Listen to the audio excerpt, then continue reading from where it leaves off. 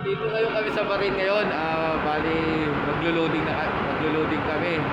So, karga namin ay iron ore, billet. Di ba nung nakaraang video namin naglilinis kami ng bodega, ngayon loading na kami. Ito na yung karga namin doon sa nililinis sa aming bodega. So, ito pagkakarga ng loading. Cellphone lang gamit ko kaya medyo limited yung video. So yan, ganito pagkakarga. Yan, dadaan lahat yan dyan marami kasi klase ng iron ore. So itong karga namin pilit. Nung nakaraan kasi powder, wala lang akong video nun. So ganito, pilit yan, dadaan yan itong mayor, papunta dun, tapos nakarga sa cargo hold. May katabi pala kayo Marco sa harap. Sila discharging sila, kaya masasabi mo discharging kasi para may imbudo. Yan nakaharap yung train, may imbudo sa kanila. So, a few moments later. umaga na, so makikita na natin kanina kasi madilim yung video eh. So ito, ngayon makikita nyo na yung paano paglululoading ng pilit. Pilit siya like parang Jolen siya pero iron ore. Liwanag na dito sa Bahrain. Kasi kanina yung video ko alas 4 yun eh. Ngayon alas 5:30 na. Liwanag na, makikita na yung tura. Mga brad, ganito pala yung yung pilit ng iron ore. So ganito yung kinakarga namin, ganito yung itsura niya. Noong nakaraan kasi powder yung namin, powder yung kinarga namin. Yung hawak yung segundo, tinawagan yung partner ko na sabihan ko sa guys na magluto sa starboard side. Kasi medyo tumatagilid na kayo. You're loading now in starboard side. Okay, copy. And what is the level now? Number 4. Ayun, gold number 5 na. Load na kami sa number 5. Nasa 7 na po, maglo-loading namin. Duty na naman kami, 4 to 8.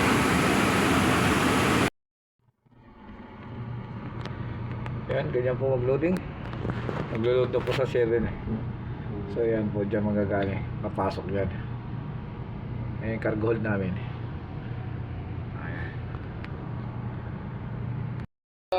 Papunta na ako ni Ebe.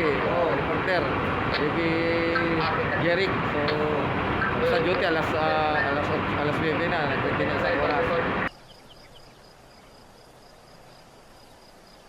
Ayun, nag-stop cargo operation kasi may alis na barko.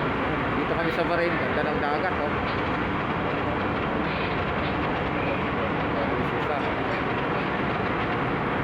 ganda ng dagat dito, madaming isda.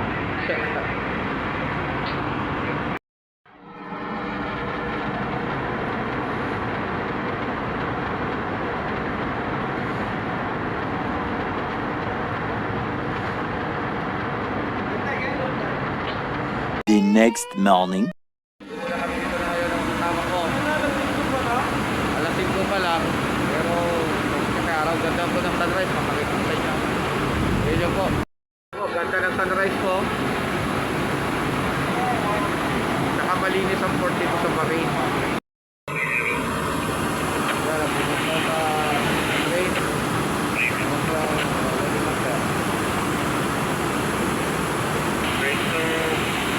Ito pa yung garbage collector. So kailangan magtatapon kami basura. Ayan yung garbage namin. Ayan, garbage. Kaso ang problema, hindi may baba dahil nakaharap tong conveyor.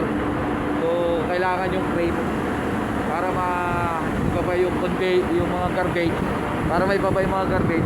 Kaso nakahalang nga yung conveyor, yung truck hindi makadaan. So yun ang painitin namin, mga 20 minutes daw bago makakuha. Maestro, wala pa gamit ang crane. Nilalagay namin dito yung mga basura, tapos dadali namin doon sa bilang dulo.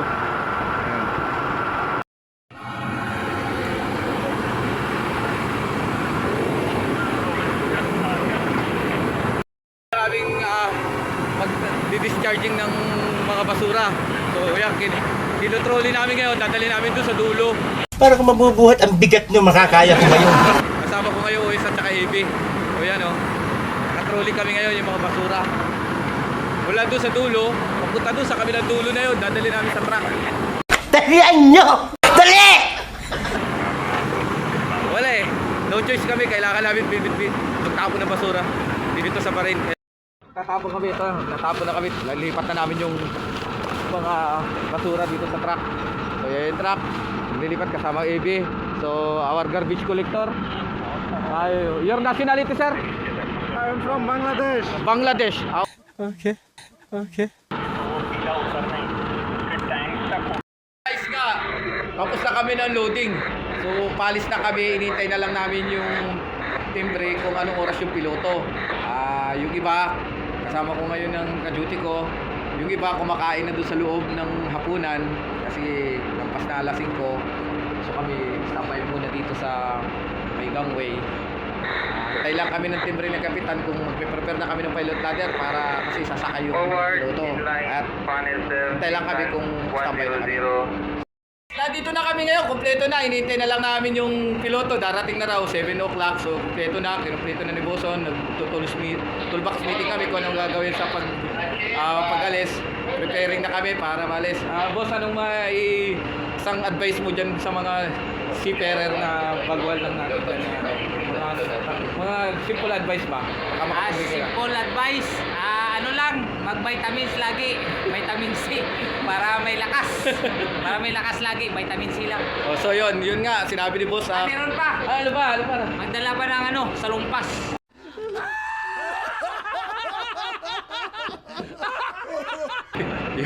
Yun mga simple advice no para yung mga gusto magsiman dyan na kagaya namin.